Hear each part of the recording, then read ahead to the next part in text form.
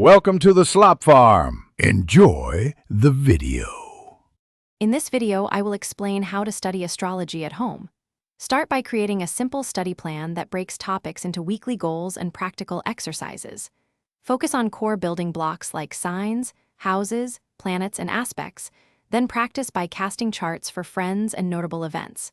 Use short daily sessions and review weekly to reinforce memory. Stay curious, keep notes, and enjoy slow, steady progress with consistent practice. Begin with signs and houses, then add planetary meanings and aspects in a layered way that builds confidence. Listen to short audio lessons, sketch charts by hand, and compare placements across example charts to see patterns. Use flashcards and simple quizzes to lock in symbols and keywords, and write short interpretations to practice narrative flow. Aim for small wins each week and review older notes to deepen understanding and retention. If you're finding this helpful, please subscribe and like so I can make more clear study guides for astrology. Quick recommendation.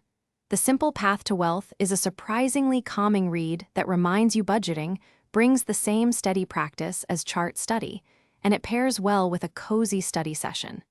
Check the description for the link and other deals, and now let's get back to the video.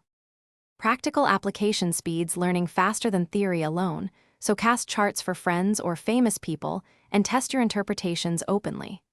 Focus each session on one technique, transits, progressions, or natal synthesis, and keep brief logs of your conclusions.